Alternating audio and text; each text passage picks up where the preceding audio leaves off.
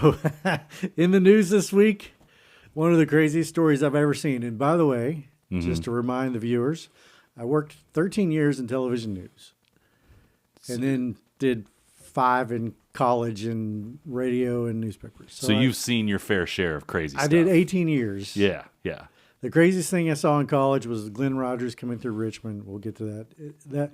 We're going to have a segment on this podcast in the summer when we're not doing football that's called television news stories. We'll get to that someday. You got to save some of those stories. I have heard some good ones from you. So apparently there was a man in eastern Kentucky who was so adamant about exposing himself that he had targeted a grandma for said exposure for months. Would even write her notes saying he would be at a certain place at a certain time to expose himself and do things when he was exposed. Okay, you sent me this article. I kind of skimmed through it. You told me a little bit about it. Should we break down what the actual news for people at home that have not heard this story yet? This guy was he was charged with doing this with multiple people, right? Okay. He was charged with stalking and indecent exposure. Okay. He was an assistant football coach, allegedly, in a small eastern Kentucky county. I'm not going to say his name. I'm not going to tell you where he is. You can find it online. If you really want to find it, you can find this story pretty easily. But yeah, he was so adamant about going around and taking out his thing that he stalked an old woman for months. The world's gone fucking mad. Man, the buckle seatbelts light is on immediately. We're not even 3 minutes in, and it's like, hey, turn this off if you got kids in the car. Right? I have a lot of questions. First of all, same. I've never totally understood. I mean, okay, understanding what's wrong with a person who has an obsession with exposing their genitalia to other people, I don't understand it. I'm guessing that's probably a good thing that I don't. These are disturbed individuals, and we don't want to make light of this. This is a horrible thing to do. Yeah, it's terrible, but it's also ridiculous. It's ridiculous. I remember when one of my first jobs when I worked at a small office for UK healthcare. There was it was right near a bridge, and there was a guy that was hanging out there, and he was obviously something was wrong with him, but he exposed himself to one of the women that I worked with at the time, and she was like, "Ew, I did not need that today." It's 8:00 in the morning. I don't understand. I get it. It's what's up, guys. I don't know either. You know what I find kind of interesting though, the more that people I follow online are either talking about internet culture, especially women in their 40s and 50s. Who are dating again for the first time, recent divorcees.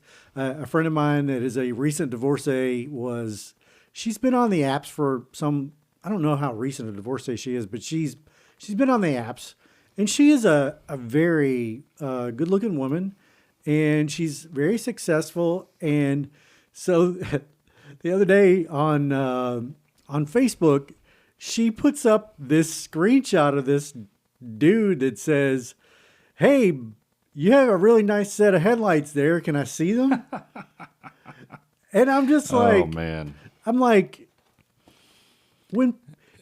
that's shocking, right? That is who are you? That's par for the course, though, I will tell you. But when somebody takes internet culture out of the internet and it's crazy. Live and in person, it's so much more violating. I want to know.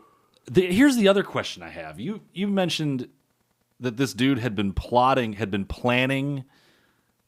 this for months. I don't understand that part. Stalking and plotting and planning to do this to this one woman for months. Does that take a lot of planning? I mean, I could, I'll take my junk out right now. Don't do it.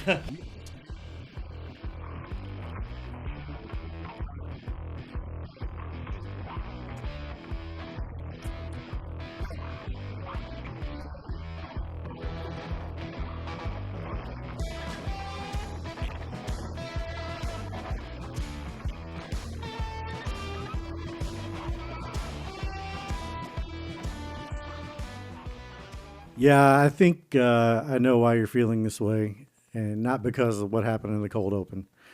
Uh, it's been a bad weekend for Bills fans, Bengals fans, and for yours truly and Andrew here on the betting circuit, I guess you would call it. It's the combination of losing some bets in really incredible ways, and the Bills just kind of notion. I am not as upset about the Bills. They had that coming to them, the based on the way they'd been playing against inferior competition the last few weeks. But it was the sloppiness that really got to me. They had several illegal formation penalties. They had drive-killing holdings and false starts, and all these different things happened to them. And you had Teron Johnson drilled Drake May on the ground 3 or 4 seconds after the whistle was blown, just to basically do it, and it looked like it kind of woke up Drake May for the rest of that game. That was early in the third quarter. It was a slog to watch that game. I didn't really enjoy much of it, and they had it coming, and I wasn't too upset about it, honestly. We're recording on Monday this week, so we have not seen the results of the Monday night game yet. Monday night game will be happening as we're recording, so we're not going to be able to talk about Chiefs and Jaguars, although I think that's going to be a pretty interesting game for both of them. In the Bengals world, the post Toe Burrow era, Jake Browning threw 3 picks. The Bengals lost to the Lions, and what was supposed to be a marquee matchup, 37-24. The game was never that close. Well, I mean, in week 2. If week 2 had never happened, then maybe it would have been a marquee matchup. It should have been, but it wasn't. It was actually just depressing because I don't know what you do if you're the Bengals. I don't know what you do from here. You goddamn draft a left tackle, hell, and then draft another one on top of him, and then draft one more. Yeah, I don't know what you do this year. Is there an answer? I mean, it right doesn't now help the defense. They're 2-3, right? So, and I don't think their defense has actually been that bad, but they're having to play they're having to play a lot because the offense can't stay on the field. Here's a question. Is the AFC North the worst division in football right now? And I think I can make a case for you that a Steelers team as currently constituted, leading the division handily, makes it the worst division in football. I can get on board with that. Yeah, because the Steelers are not. The Steelers aren't good. The Ravens are 1-4, and they deserve to be 1-4. Mm-hmm. Now they have had so many injuries. This is the season from hell. They're in the season from hell. It's official. It happened in San Francisco last year. This year, it's the season from hell. Yep. It's in Baltimore. The Bengals have their own little mini season from hell. I mean, anytime you lose a marquee quarterback, a top 3 or 4 quarterback for most of the season, that's the season from hell. You don't have to add anything else to it. And the Browns suck. Yeah, the Browns. Who did they start? They started. Who's their rookie? Not Shador. It's not. It's the other dude. He was okay. He's fine, but they're not. I mean, that offense isn't going to go very far. One of my favorite visuals in all of the NFL is the list of the Browns starting quarterback since they became a franchise again. Oh my God! Have you seen this? This is Dylan Gabriel was the 42nd starting quarterback. It's in the 40s now, starting with Tim Couch. We have 25 seasons. We are a third of the way into the 25th season of new Browns football. Isn't that right? Was it 2000? It's right around there. Yeah. So that's a lot. That's almost 2 quarterbacks every season. And that's including years when they had Well, Couch was there for 5 seasons? Yeah, but he missed a lot. Yeah, but he missed a lot. Remember, he was hurt a lot, so there were backups in there. Man, it is rough. But Dylan Gabriel looked okay. I don't know if he's potential future franchise quarterback for the Browns. That division is. You're right. I think it might be the worst because if Burrow wasn't hurt, then it's a much different scenario. But just to put a bow on this little segment, the NFL is crazy, hard to bet. Mm-hmm. There were insane things happening. There are those bounce back teams, Colts, Patriots. I'm trying to think who else. maybe the Cowboys even a little bit, that are actually Denver beat the Eagles. Denver went that's a big across the deal. country and beat the Eagles. The Panthers are 2-3. The Panthers suck. I'm not Okay. saying they don't suck. The Panthers suck, and that 2-3 is a miracle. The if you ask Cardinals me. lost to the Titans. Just the moment I give the Cardinals like a quarter inch of credit, they go and blow it. I can't, I will not trust the Cardinals as long as Kyler Murray is their quarterback. Did you see that he had a shotgun snap, hit him in the head when he wasn't looking, and the next play they had to take him out to check him for a concussion. Oh my gosh. That happened yesterday in a game that wasn't even the craziest thing, because you had another dumbass for the second week in a row get 2 feet from the end zone and drop the ball because tell me, is this a cool thing that like you got to drop the ball as quickly as possible once you get into the end zone? I don't understand it. I think it's just stupid. It's stupid. How about this, guys? 2 more strides and then do whatever you want. Yes. with the football Within the bounds of My goodness. decency. My goodness, that was just crazy. That game was crazy anyway. My Buccaneers went to Seattle and won. Your Buccaneers. Yeah, I may as well pick somebody else. You got enough orange in the closet that you gosh. can just stick with it. You just put a piece of tape over I Bengals there's a photo of me that I sent you years ago where I was like, "Fuck it, I'm a Bills fan now." So I had this. You did get on the chat, and you were on our fantasy league chat and talked about, I guess I'm just a Bills fan now. I was Right. like, don't bring that stink over here. We don't want any of that. Gosh.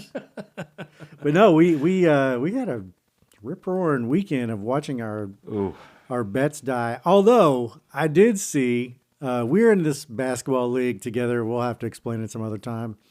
Anyway, we're in this basketball league, and one of the dudes in there has discovered the podcast. Oh, yeah. And he's a fellow Kentuckian, Yeah. so he had lots of questions. He's like, I didn't know you guys knew each other, because he didn't know we knew each other. Yeah. My boy Jared hits a 12 link parlay. Oh, my God. A 12 teamer, or it's not even teams. He hits 12 prop bets on 12 different games consecutively. What kind of prop bets are we talking about?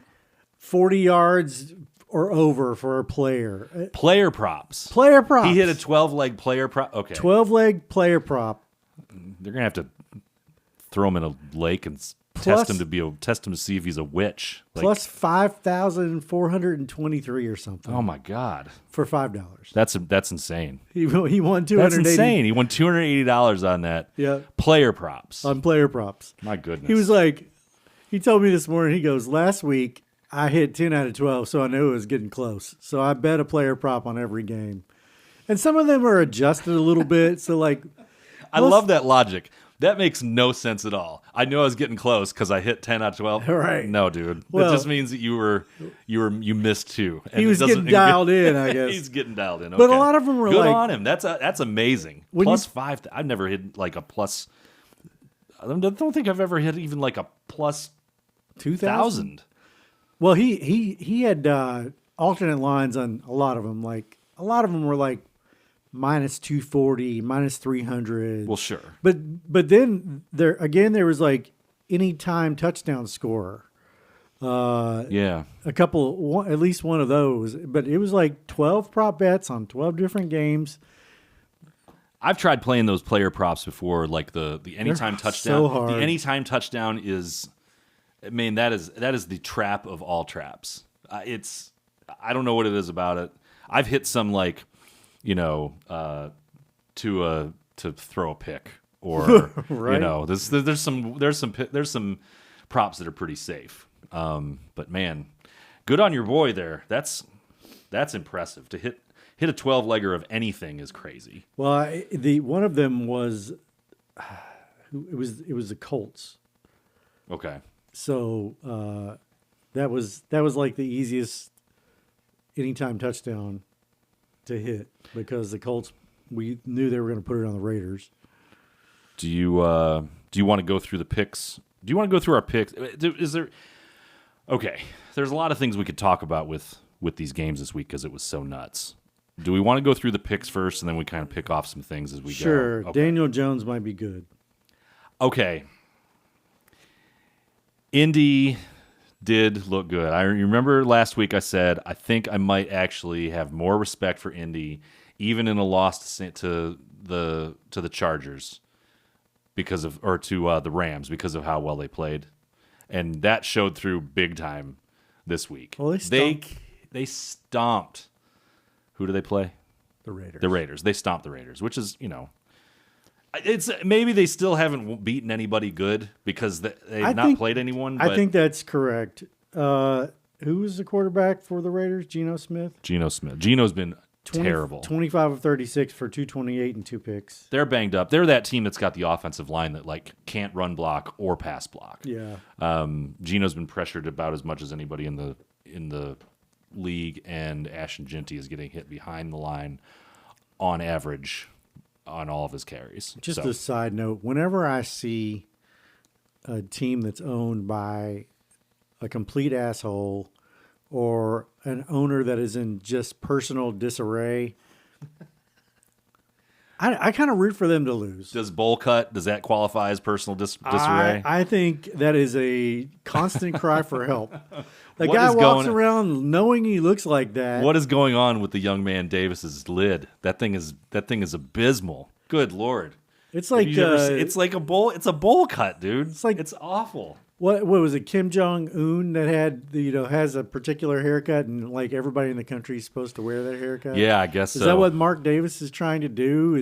If that's what his goal is, then he's going to get the opposite effect, because no one on the planet should ever try to wear that hairdo, including Mark Davis.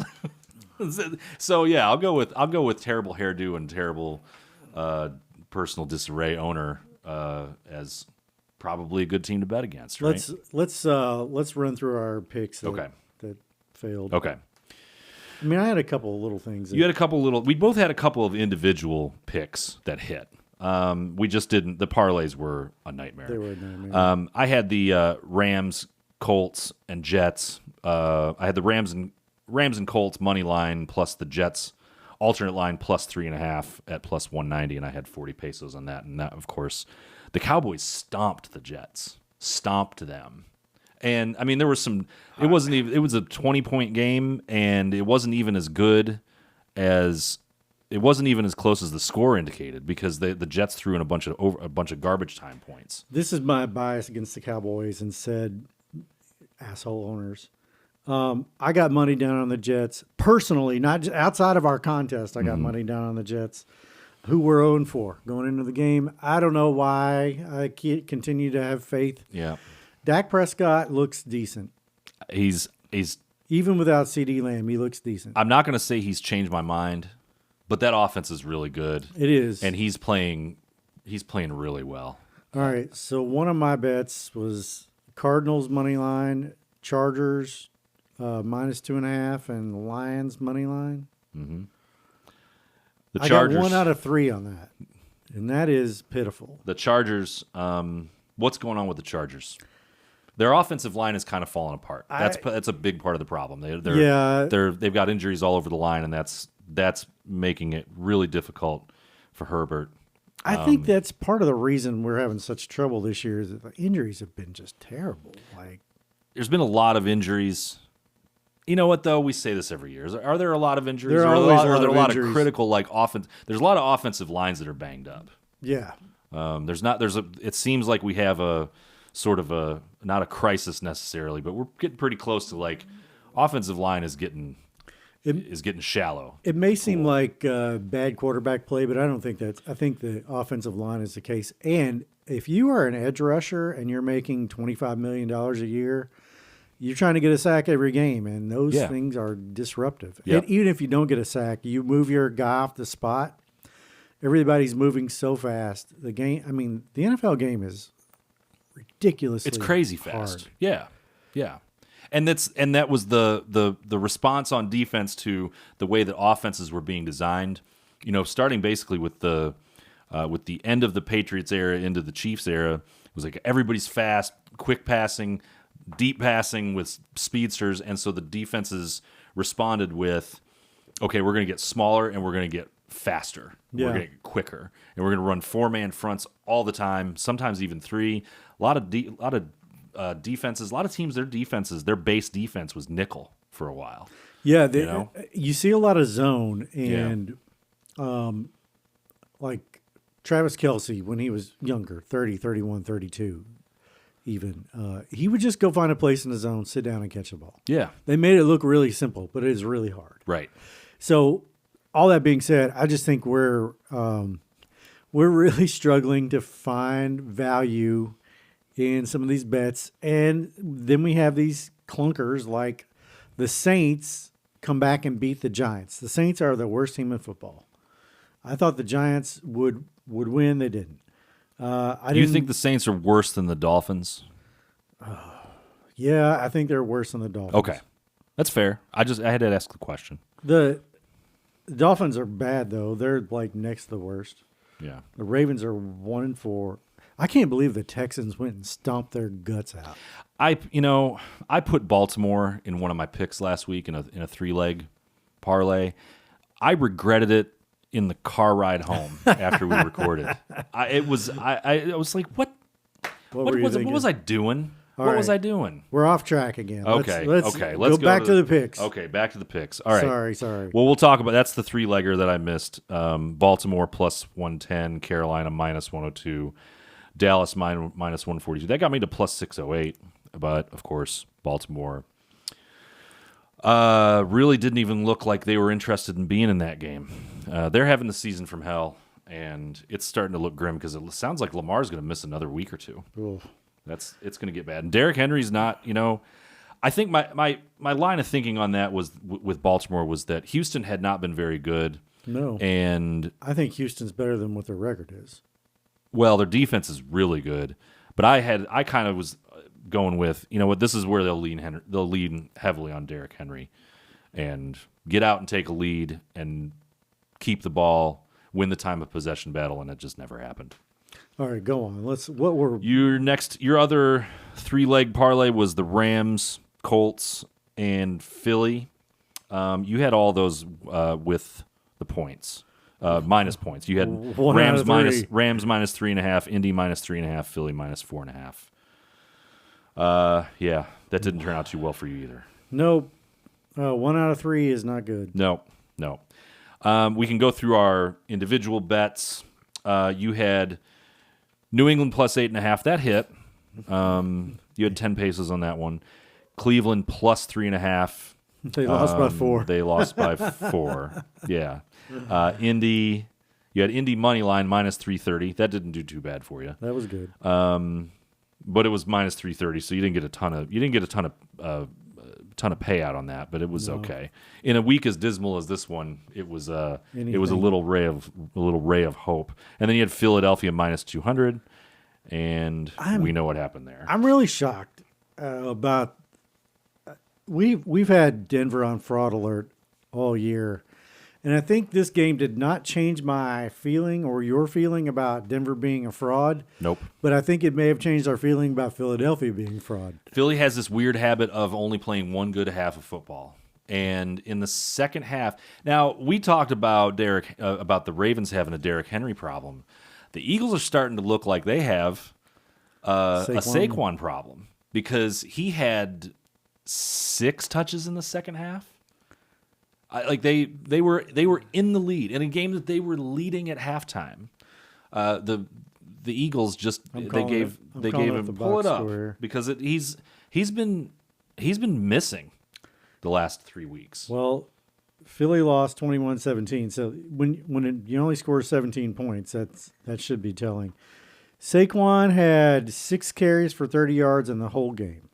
Oh, 6 for 30 in the whole game. Game. So I think he had like 3 touches in the second half or 2 touches. They only rushed the ball 11 times total. It was strange. It was really strange. Hurts had 280 yards on 23 of 38, 2 TDs and no picks. 38 times they threw the ball in a game that he was sacked that they were winning. He was sacked 6 times for 23 yards. It was very curious. Very curious. I'm not really sure. On the other side of the ball, Bo Nix, 24-39 for 242 and a touchdown.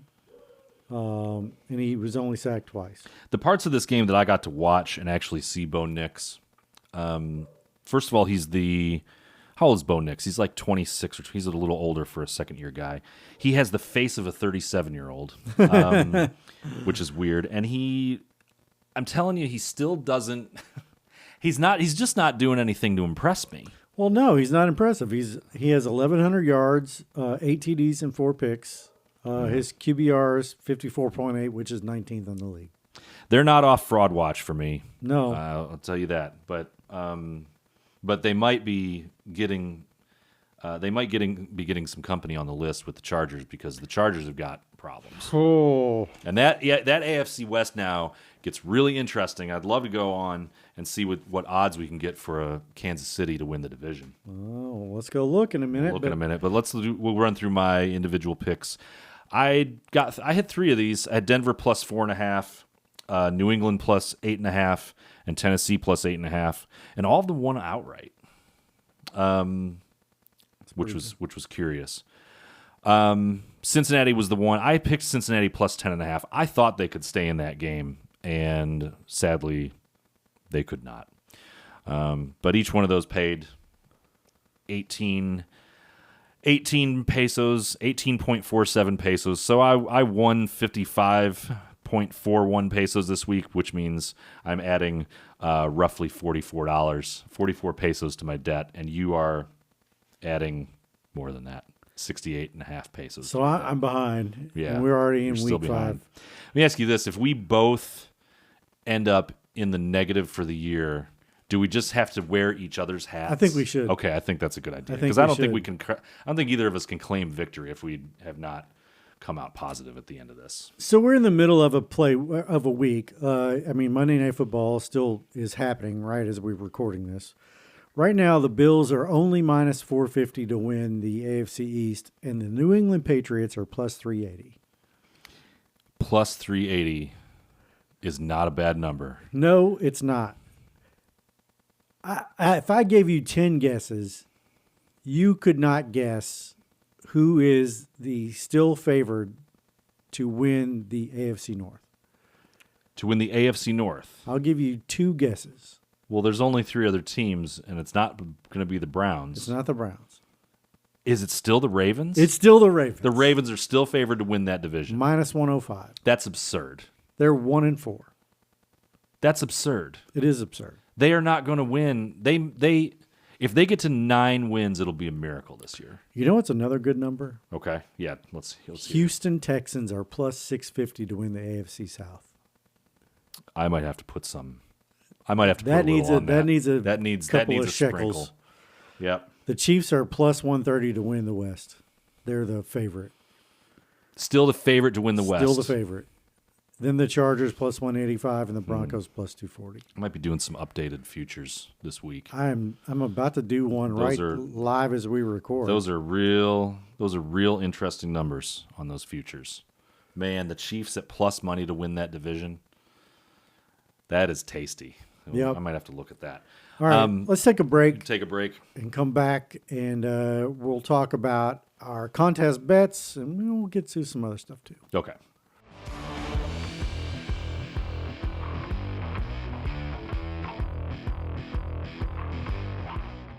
You want to go through all these games before we make picks? I feel like I'm running through a minefield here, not to make a war reference, but There's got to be a week coming up here when it starts to get a little easier, right? This slate of games is there's some easy picks in this slate of games. yeah, if you like the Eagles, we'll just start at the top. We're on FanDuel. Eagles at the Giants. Eagles are given 7.5. I'm not willing to lay 7.5, but I'm certainly willing to put them in a money line parlay. I don't think they're going to get beat. I didn't think that they were going to lose to the Broncos, but the Broncos are not the Giants. This is another home dog situation. We don't have a ton of home dogs this week, but we've got a few that are pretty interesting. And I actually, if I'm going to pick in that game, I'm laying I'm taking the points with the Giants, I think. I don't know. I don't know. I think it's a stay away from me. I'm not putting any actual money on it. But the Giants plus 7.5. I mean, the Eagles can only play one good half of football. They've done it every game so far this year. The Giants just lost to the Saints. Yeah, on the road in the second game for Jackson Dart. I don't know. Eagles defense hasn't been very good. Stay away. Stay away. Broncos are at the Jets. They are 7-point favorites on the road at New York. They are a minus 390 favorite. Jets are plus 310. Over under is 43.5. I don't see how the Jets get to 13. Maybe they get to 16. I don't see this over. No, I don't think they can get over 43.5. 43.5 for those two teams. Because the Broncos are not going to have to score a lot of points. I mean, this feels like 23-10, 21-10, 21-13. Yeah. Sean Payton has been doing just a ridiculous coaching job this year. Good for him. If I'm doing anything here, it's just a money line bet. Maybe it's a straight up, or maybe I take the Broncos down to like 3. Yeah, you could do that. I would take the money line, and I probably would hit the under on this. I don't see this. Broncos coming east for a. Wait a minute. They just came east. They just beat Philly in Philly, right? Why does this say? Oh, Lanny. Oh, this is a Europe game. The Europe game. That's right. We've done this. 9:31. This is 2 out of 9:30 in the morning. Yeah. Ooh, that's a twist. I'm definitely going under then. Yeah, I think it's under, and give me the Broncos -3 or -4. Yeah, that's fair. Moving on. Browns at Steelers.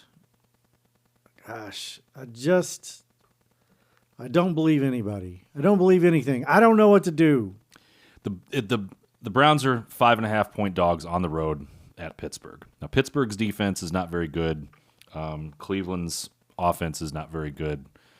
That's the under is 38.5. Yeah, that's the movable rock getting facing off against the movable object facing off against the stoppable force. Is this in Cleveland? I mean, if I'm doing anything here, I'm taking the 5.5. I think you can probably take the 5.5. The over under is 38.5. That's terrible. That is awful. I'm not getting on that one. But Steelers are also only minus 240 favorites. That feels like one you can throw in like a 3-leg parlay and get pretty good value on. All right, especially when we get to the next game. Yeah, the Chargers at the Dolphins. The Chargers are giving 4.5. They're minus 240. Yeah. As much as they turned into pumpkins this week, the Miami Dolphins stink. They stink on ice. They are not good, and I think their coach is going to get fired. I would have said. I said last week that after the Chargers lost in New York, that I was like, "There's no way the Chargers are losing this game this week," and then they proceeded to throw an absolute stinker up. But they are not losing 3 in a row, and they are not losing at Miami. I would take. This is what I'll tell you what I'm probably going to end up with these two in one of my picks. The Steelers at minus 240 and the Chargers at minus 240 are going to get you. Let me pull this up real quick. They are going to get you to plus 100. Just that right there. That's a double your money move on, and then you can throw something else in there. Maybe the Broncos at minus 390 will give you to plus 152. That's on the table for the contest picks. What about the Saints only 3.5-point dogs to the Patriots that just beat the Bills? That's absurd. The Patriots can go on the road. We know the Patriots can go on the road and win a game in a big spot.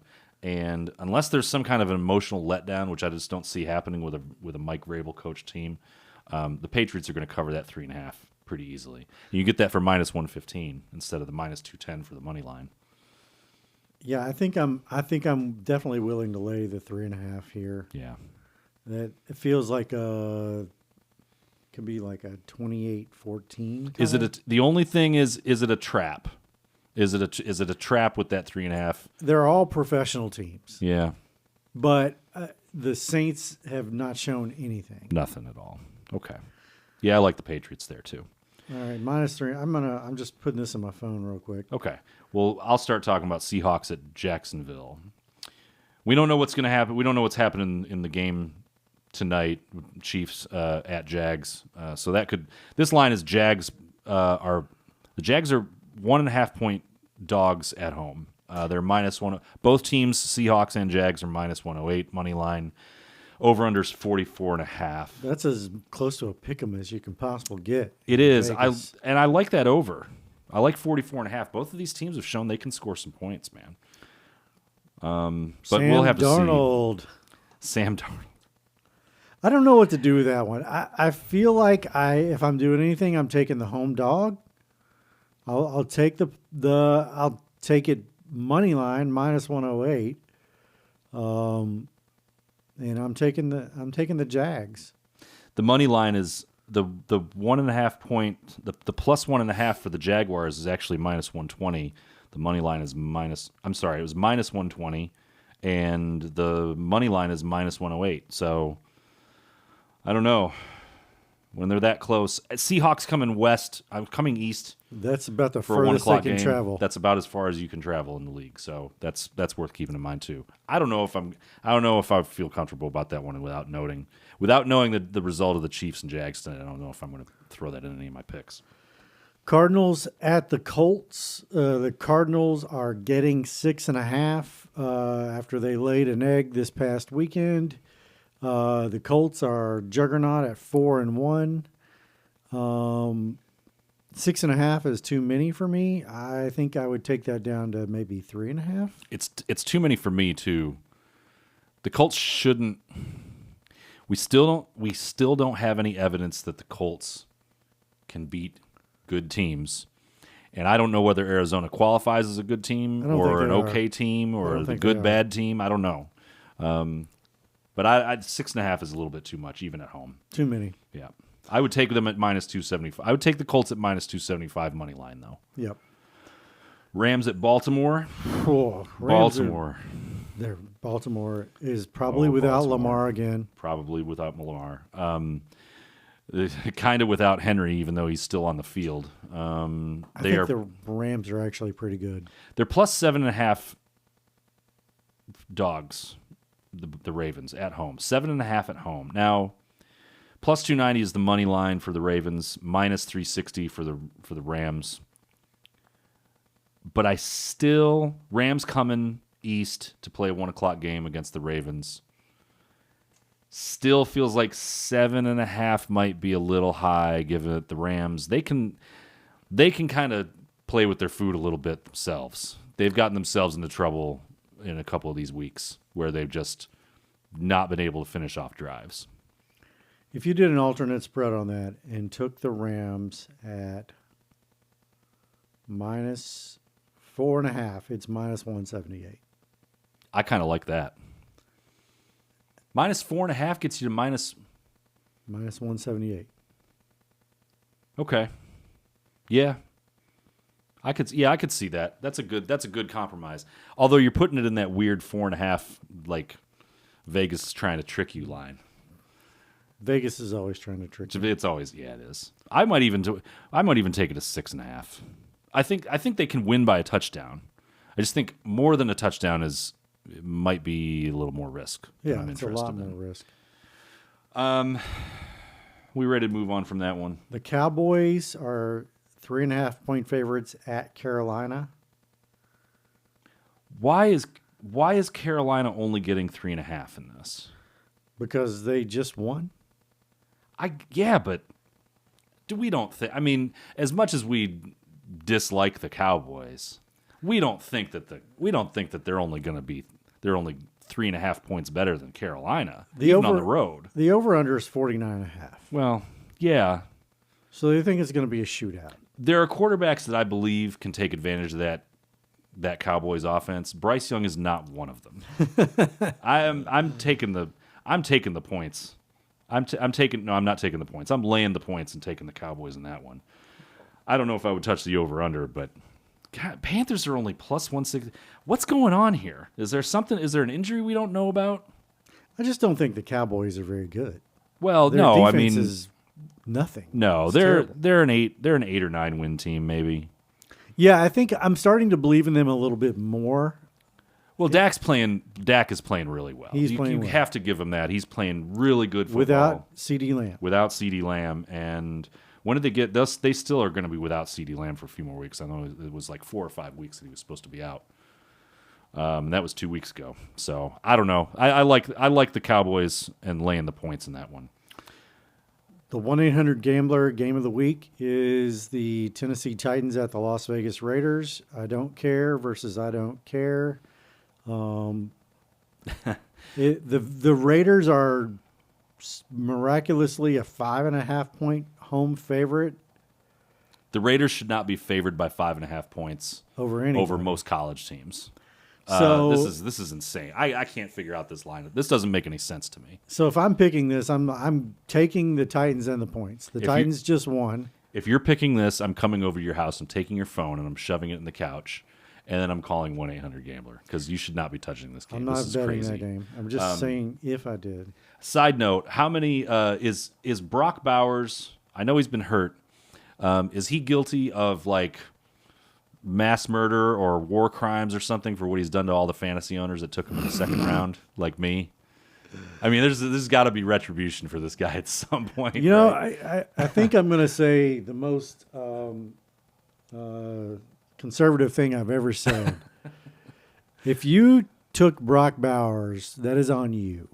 Well, that is on you. Personal it's on me then. responsibility, sir. It's on me then. I took that. I took. You were him in the like, second the round. advantage for Brock Bowers is so huge. And I was like, okay. Yep. Meanwhile, No. there's a rookie for the Colts that's actually the best tight end in the league. Right? And I have him on my bench. I know. Just go to hell.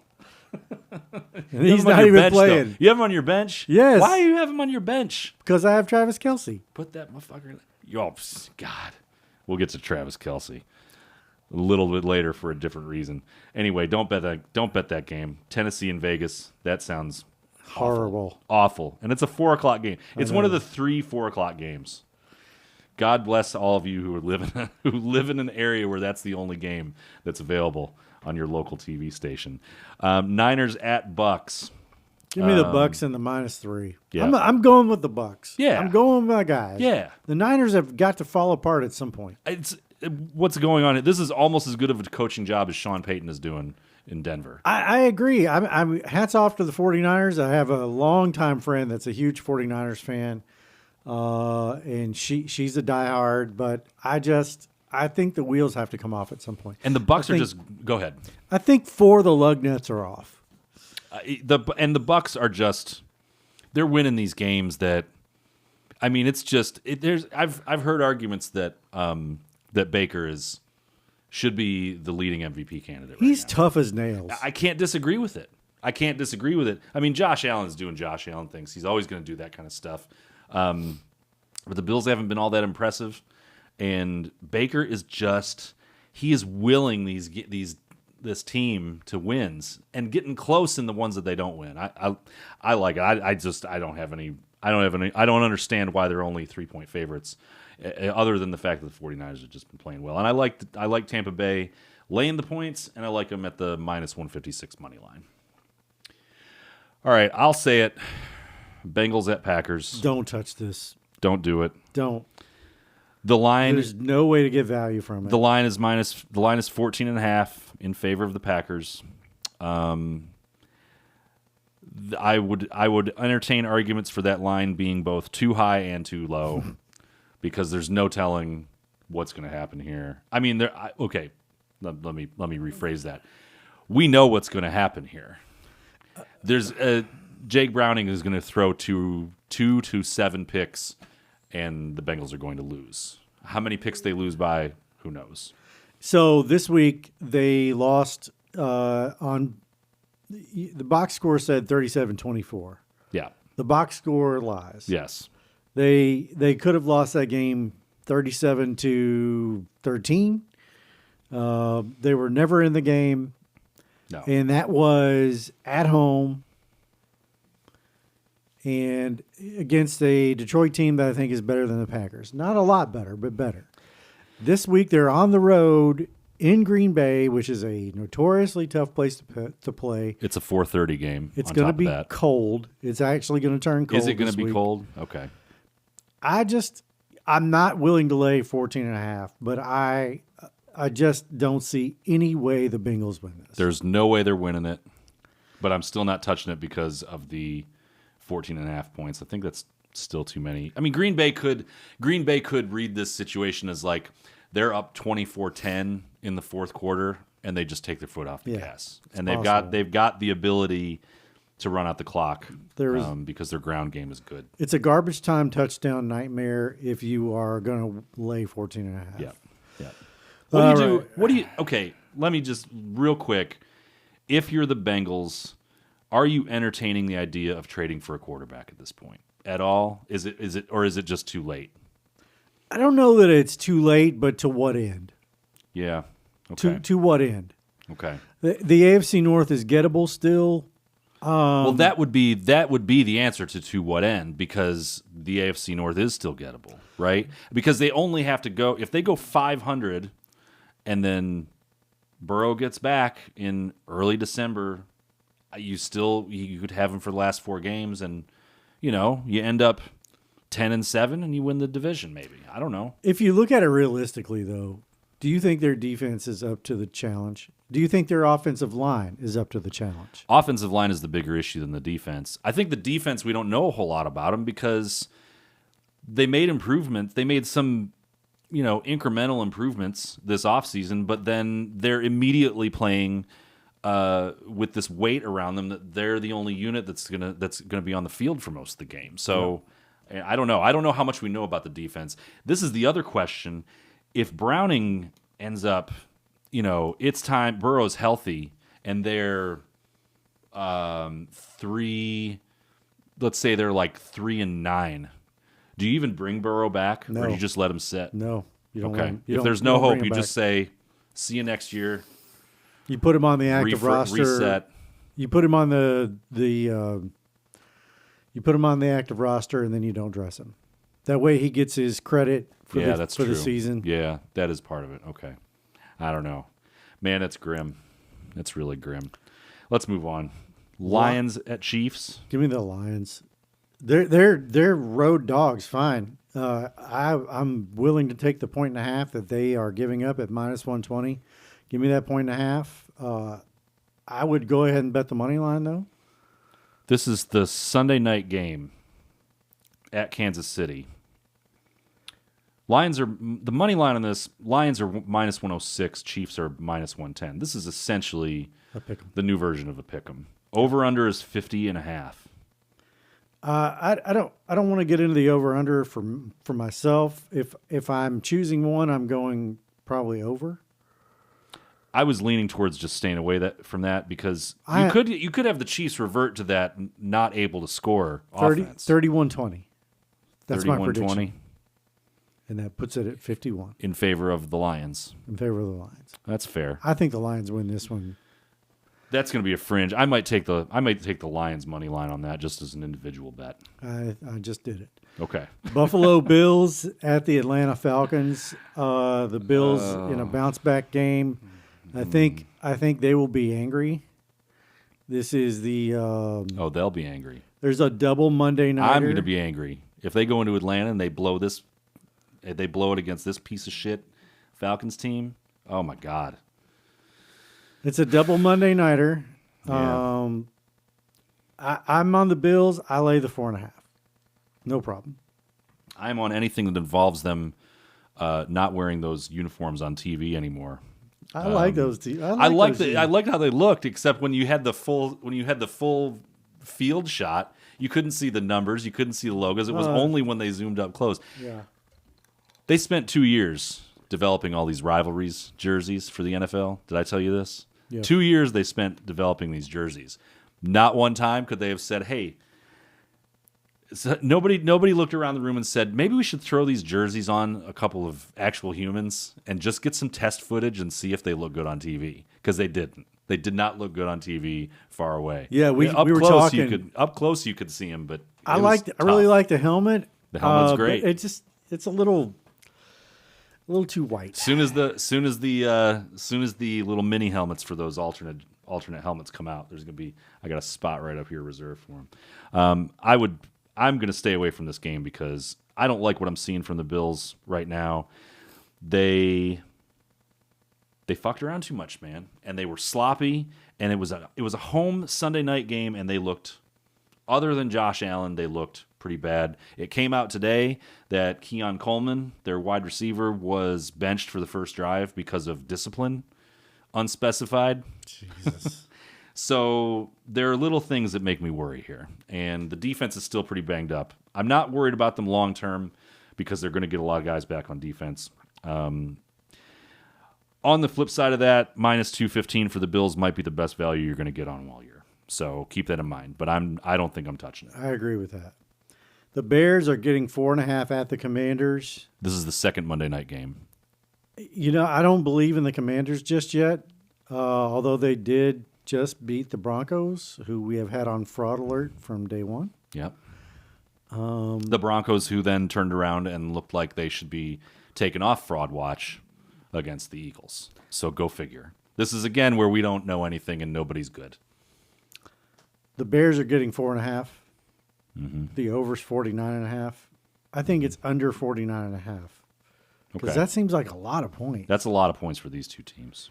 But I think I like the Bears. I don't know. I was just gonna say. See, eventually we're gonna have to disagree on something. But I was just gonna say I love that Bears plus 180 money line.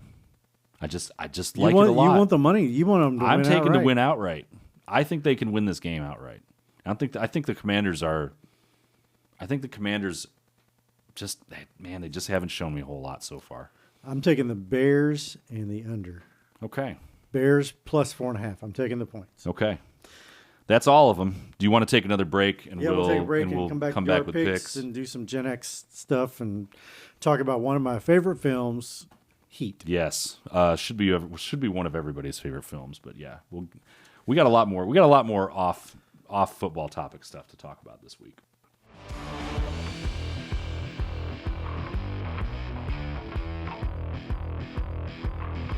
All right, week 6 official picks for the contest.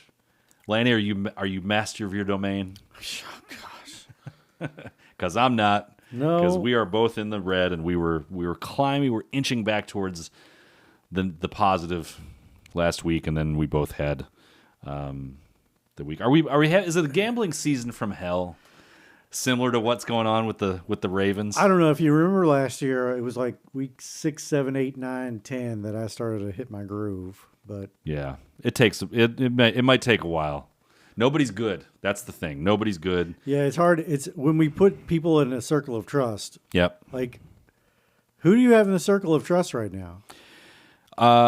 Basically nobody. Because it's kind of a week by week basis. The Bills just lost. I think Detroit is in my circle of trust. Detroit is getting to most reliable team. After that first week, some people, I'm not going to say me, but me, some people said, this is going to be like these are the ramifications from losing their coordinators, and Ben Johnson is gone and all that stuff. And it turns out they only needed 1 week to right the ship, and now they're just firing off 30-point games on everybody. All right. Detroit, end of list. I don't know. I think that's it. Yeah. All right, I've got a 3-leg parlay. Okay. We'll start. This is Tampa Bay giving 3 at home. Taking the points. Taking the points. Or I'm giving the points. -3. -3. Okay. That's a minus 105. The Lions money line on the road at the Chiefs, that's minus 106. And the Buffalo Bills money line on the road at the Atlanta Falcons, that's minus 215. That gets me to plus 455, and that is 30 pesos. Man, I like that a lot. 30 pesos. Only thing that makes Tampa Bay. You know, if you just do the same bets as me, you'll constantly stay ahead. At this point. You're just trying to get out of wearing my Buffalo Bills lawn mowing hat. Don't want to wear it. Yeah, I can't argue with really any of those picks. I like Tampa Bay in this spot. We talked about that already, but yeah, I like it. My first three-legger, I'm going a little more conservative this week with a couple of these picks because I want to climb back to the red or back to the black. Back to the black at some point. I got a three-leg money line parlay of Pittsburgh minus 240, Chargers minus 240, and Denver minus 390. That gets me to plus 152, and I'm putting 40 on that. 40 pesos. Okay. 40 pesos. Trying to be conservative. I don't know that taking the Steelers is conservative, but well, it's your money. It's your they're pesos. the ones that's the team. Okay, if we're looking at these bets, now that we know there's one team that's going to screw this up for us every week, is it Pittsburgh, Chargers, or Denver? Could be any of the Could be any of those three, I suppose. Okay, cool.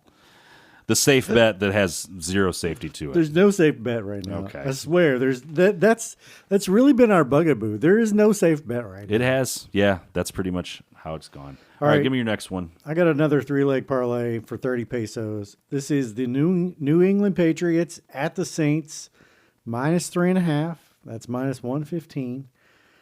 The Jacksonville Jaguars hosting the cross-continental traveling Seattle Seahawks. Money line, that's minus 108. And the Indianapolis Colts hosting the floundering Arizona Cardinals at minus 275 money line. It gets me to a total of plus 390, and that is 30 pesos.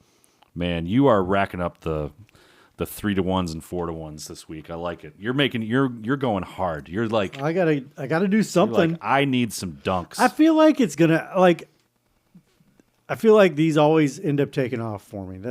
I really feel like that's the truth. Well, that's good because if you didn't feel like that and you were betting it anyway, we might just have to call. Yeah, have to call the 1800 gambler line. All right, my next parlay is only a two-teamer. But I'm taking Dallas at money line minus 198 over the Panthers. I can't understand why this game is being called so close. Dallas is 3.5 point favorites, but I'm taking that minus 198 money line, and I'm parlaying that with the Bears at plus 180 money line on the road Monday night at the Commanders. I like Chicago in this spot, and that's going to get me to plus 321 for those two teams. At 30 pesos, that should if I can get that one, that'll bring me pretty close to even for the week. So I also really like the Bears this week. Yeah. I really like that pick that you just made. I wish I'd done that myself. You can still do it. There's no rules against you not. I'm not going to do it. I'm not going to do it. Come on. No. All right. I've got 4 quickies. Okay. These are all 10 pesos each. Individual bets. Okay. Individual bets. Although the Bears is just a same game parlay. Okay. I've got the Bears plus 4.5 and under 49.5 for the total points. And that is plus 257. They're at the Commanders, like we just said. That's attractive. I might have that one off the menu. I got the Bills minus 4.5 for 10 pesos. That's minus 106. I've got the Detroit Lions money line versus the KC Chiefs. That's 10 pesos. And I have the LA Rams. What's Detroit's line there? What's that? Minus 106. Minus 106. And that's just money line. Yep. Okay. And I have the LA Rams alternate spread minus 4.5 at Baltimore, minus 178. Okay. Minus 178. Not 778, as I was trying to write there. I would take 778. Yeah. Okay. All right.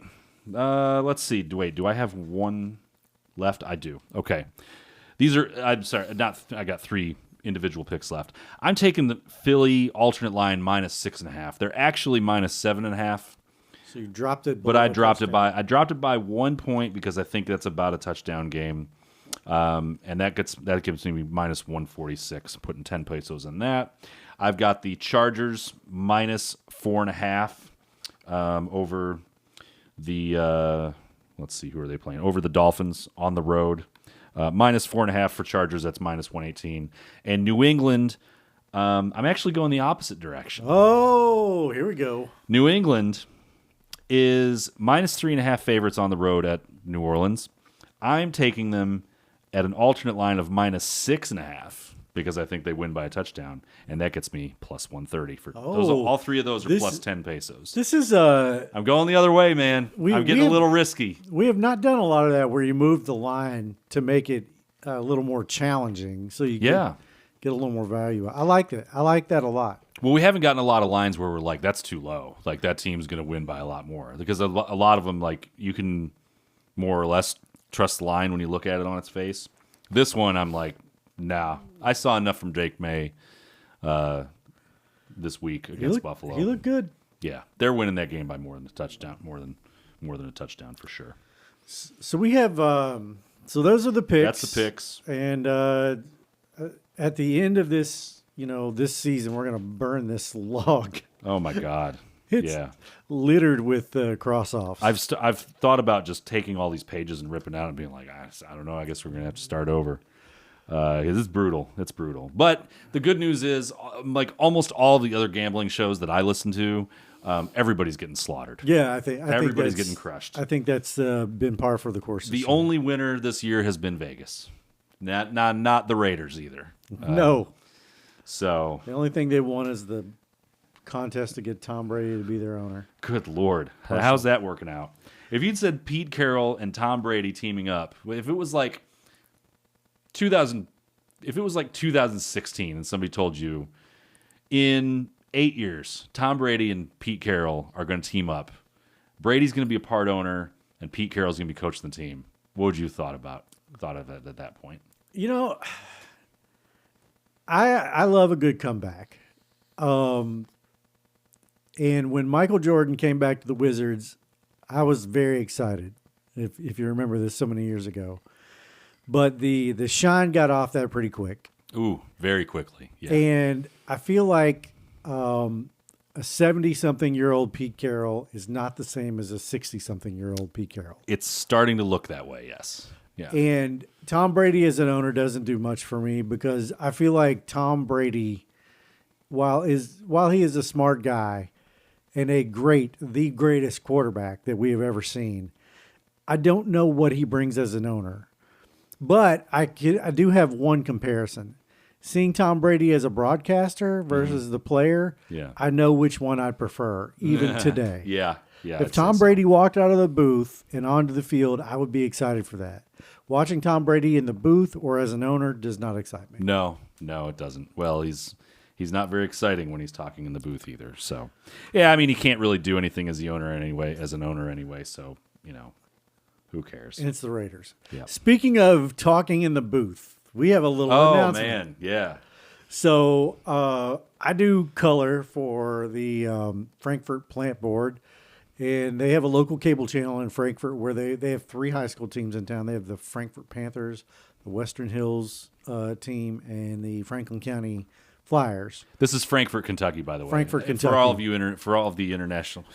International. Nobody's listening to anyway, this. But anybody who's overseas or in Canada or Florida, it's Frankfurt is the state capital, and we're talking about high school football. But this Friday, my broadcast partner Clint has he's flaked out. I don't know why he's not able to be on the broadcast this week.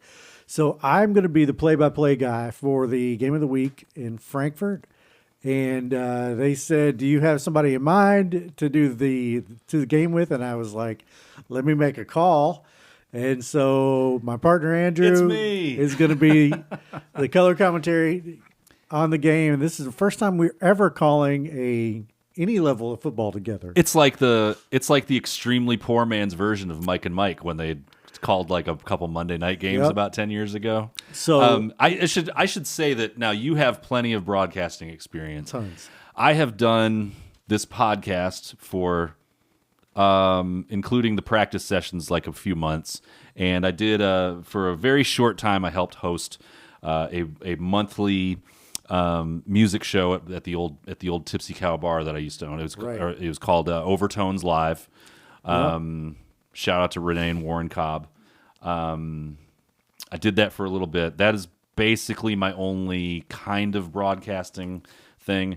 I'm most nervous about the fact that I'm gonna have some dude in my ear, in an earpiece. This is really gonna be interesting because I have zero broadcast experience whatsoever. Well, you're about to see how hard it is to make it look easy. Listen, I have no doubt that it's very hard to make it look easy. I have massive respect for those guys. I remember there was a TV show on ESPN. It was kind of like a Survivor crossed with The Apprentice, crossed with like a game show where they had years ago when they were like you can be the next ESPN anchor. And the thing that messed with those guys the most was having somebody reading them shit in their ear. And from there on, I was like, I never even considered that it would be that difficult to have that going on. When we get off here, I'm going to look up that show because I watched that with rapt attention because a guy I used to work with, Michael Eves at WKYT. Yeah. He is one of the mainstays, and that was always his goal, was to get to ESPN. Sure, yeah. And he just got inducted into the University of Kentucky Journalism Hall of Fame, I believe. I'm not sure if that's right. He got inducted into some sort of UK thing because he's a UK graduate. And he was on Fox for years, maybe even a decade, doing sports. And then he finally got it to ESPN.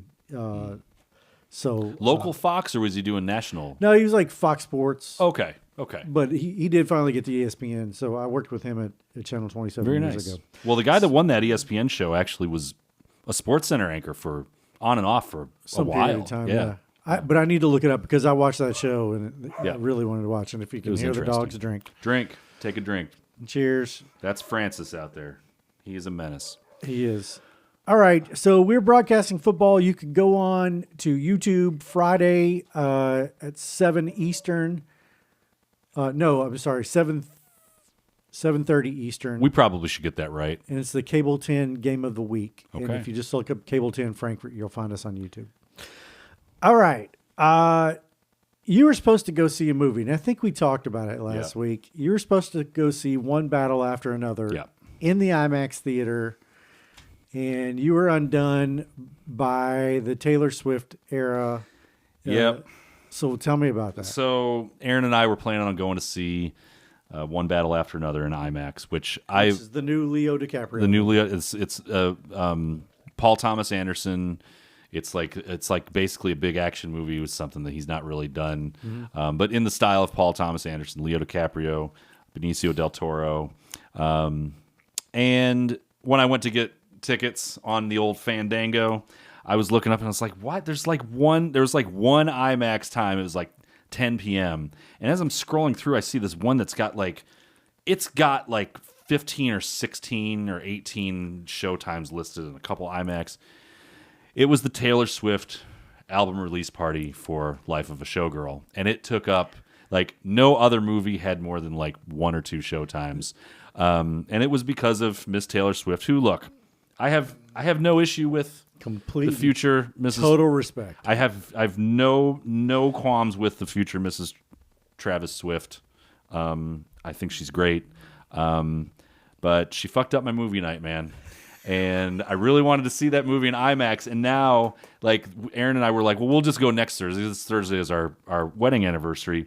And it's not in IMAX anywhere around here anymore. So that was it. Taylor Swift, you screwed up my weekend, and I will probably never forgive you for that one. Congratulations to you.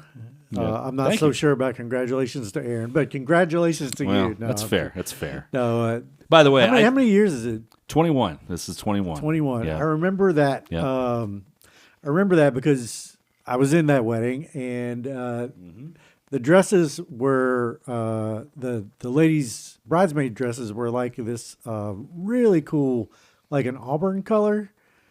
It was like between burgundy and we had a real fall theme because it was like it was like burgundy, not burgundy, a little more wine than burgundy. Your reception was lit. It was, oh man, we lost a keg.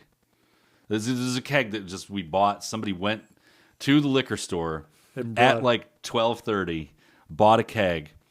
They did not have taps at the liquor store. I remember this. So we flipped the keg upside down and put it between two coffee tables in one of the rooms, and we were shoving the little ball up into the keg, Oh my gosh. into the ice dispenser so that we could all pass it around and drink. It was a different time. By the way, were there drugs at that party? pass. Yeah. I I think the statute of limitations. are up on that. well, that's fine, but I think some of my ex-in-laws brought there's some. there's still people if people ever anybody that didn't turn this off when we started the episode talking about the flasher, I'm not going to give them any more material in front of the kids.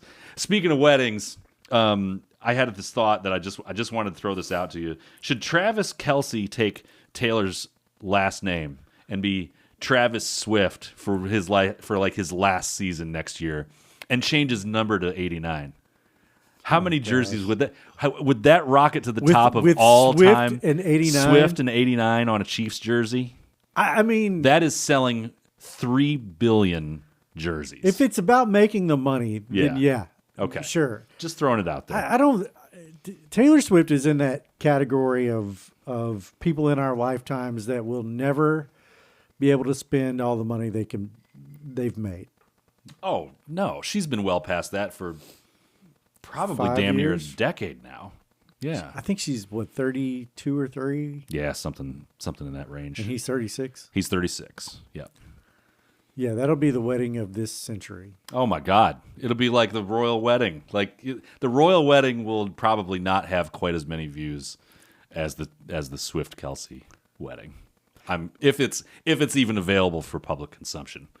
I'd be kind of surprised if it was. I don't think it will be. I think these are not people that they don't have to have a public wedding. They don't know. They don't need the attention. They can buy an island. They're fine. Yeah, they're going to be just fine doing this out of the view of the public, I would say. Will they is another question. That's- Congrats to them. Congrats. I hope it's awesome. It's great. It's not every day that the football player gets the pretty girl. Not going back to 1989, but going back to 1995. I rewatched Heat for probably the 20th time this weekend. Yes. And we were talking earlier today, and I was like, it has one scene too many in it. And See, how dare you? I How know. dare Here it you comes. criticize Heat, the greatest action movie of all time, which includes the greatest heist scene of all time, the greatest bank robbery scene of all time. How dare you throw stones at Heat? okay, You better have a good scene for this, and you better be able to make it stand up to me. my favorite film is Jaws, and my second favorite film is Heat. Okay? My favorite film is The Sting, by the way. So No, I'd say Pulp Fiction, then The Sting. Go ahead. this is how far up I put this, but this one scene, it doesn't bother me, but as I was watching the film last night, and by the time you get to this scene, you're just exhausted. Okay. I mean, this movie is one thrill after the next. It doesn't stop. There's a few little scenes, like there's Neil and what's her name in the Edie. Neil and Edie in the bar. Lady, why are you so interested in what I do? Yeah, It's right. just such a great line. But it doesn't stop. It doesn't stop for 2.5 hours. It's 2 hours and 50 minutes. 2 hours and 15 minutes. And it could have been 2 hours and 45 minutes, and nothing would have changed. And here's the scene. Oh God. Okay. Okay, when Lauren tries to kill herself in Al Pacino's hotel room, not necessary. Okay. I always had some questions about that scene. We have not seen her on the screen or thought about her for an hour at that point. Okay. Okay. And we've just gotten off this roller coaster where they have dropped their tails, where he has coffee with Neil McCauley, Half an hour ago. half an hour ago, exactly that.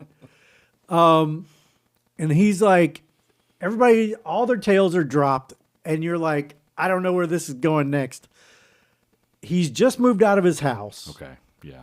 And he goes to his hotel, and for one, how does she know where his hotel is? That was always, I forgot about this scene. And now that you mentioned it, I think we could have done, I think you're right. I think we could have done without it. And also, yeah, you're right. How does she know, how does she get into this? How does she know where it is? How does she get into it? And also, like, he just moved out of his house. Right, like that within night, hours right? ago. Yeah. It feels like. Yeah, okay. And you might be right. So it gives them like 10 minutes for them to figure out that their marriage is in fact ending after we know that she just cheated on him and they've been having this tension. What is I think the reason that Michael Mann wrote this scene was basically so that she could give this great speech where she basically says all you are the people that you chase. Yeah, that's a fair point. Well, and you also have, it might have been one of those things where maybe Natalie Portman just needed to be in another scene or so. I don't know. This is very young Natalie Portman. Yeah. Yeah. That movie though, good God. Every time I watch it, it's amazing. I just learned today, and this is new information for you too. Okay. I'm reading the IMDb because I'm trying to figure out where that scene falls. Okay. Because I was just like, I'm watching the movie this weekend, and the scene comes on, and she's in the tub, and he starts freaking out, and he takes her to the hospital. And as I described the movie to you, it's 2,000 perfect shots in a row. Yeah. There's a couple of throwaways here and there, but it's even that bad scene, even that scene you want to cut out is shot perfectly. Yeah, zero soundstage use for the whole film. Mm-hmm. And I read that, and I had questions about this for years. Is Trejo, who is the driver, actually Danny Trejo, who plays Trejo, mm-hmm. is he actually being followed by the police when he calls them and says, hey, I can't do the bank heist because the police are on to me. They're all over me. And it turns out, according to IMDb, Trejo was not being tailed by the police. It was Waingro who had gotten to Trejo, kidnapped his girlfriend, held her hostage, got Trejo to give them all the information, to give Van Zandt all the information about this next heist. Okay. And then that went to the police. Huh. So Waingro holds up Trejo for the information and then drops the information to the police, and they show up just in time to foil the greatest shootout in cinematic history. Okay. That is new information to me. I always thought Waingro knew that information and gave that information up. It doesn't make any sense that he would. Or that the cops got it from, who was Hank Azaria's character? I know, but it wasn't I'm him. sorry, not Hank. He not Hank wouldn't have Azaria's known. character. Van Zandt. Yeah. I guess he wouldn't have known. Okay. He wouldn't have known. Okay. Waingro wouldn't have known, but Trejo would have. Huh. I'd never caught that before. I guess I just kind of, and I've seen this movie probably a dozen times. Oh my gosh. So you kind of, it's one of those little details that you just miss because that is during just an absolute roller coaster section of that movie. Well, if they ever did an extended version and you got all the context everywhere, it would be 3 hours and 45 minutes. Probably, you're probably right. A director's cut, the Michael Mann director's cut. I wonder if that exists anywhere. I wonder if he's got a version of it that's like, well, 5 hours long. He probably does. He disavowed the TV version. They cut 40 minutes out of the film, and he was like, "You can't put my name on it." Yeah. But that was, as I watched it, I was like, they could have done without that one scene. And That's now fair. you agree with me. It's fair. Yeah. It was a scene I kind of forgot about. So I guess if I forgot about it, they could do without it. I was just even rewatching it, and I know exactly everything that's going to happen. Yeah. Even rewatching it, I was exhausted by that point in time. She's got a great ass. What a great line. What a great line. I love it. I guess what we a great should stop movie. while we're ahead. Is that it? Did we get it this week? I think that- Did we have anything else that we wanted to talk about? Do we have any corrections? I didn't go through and see. We're thrown off this week. You're doing a bunch. Are you calling soccer? I'm calling soccer. Okay.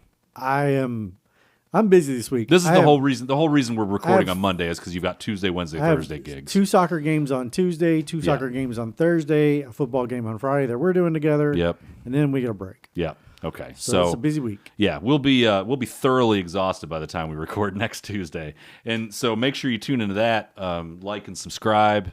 Bet small, lose small. Go to all the places where you get your podcasts, and you can find us there. We don't believe to this point that there is anybody else who is calling their podcast Bet Small, Lose Small, but we'll tell you this: when we're a little punchy on a Tuesday, things might get interesting. So go and subscribe now, because you don't know what's going to happen next week, and especially if we are still like Surly? we're still underwater and surly. God, if the Bills lose Monday night to Don't the talk to Falcons, me about the Bills losing. I know that was mean of me. I'm sorry. Shut it. All right, We'll see you next week. next week.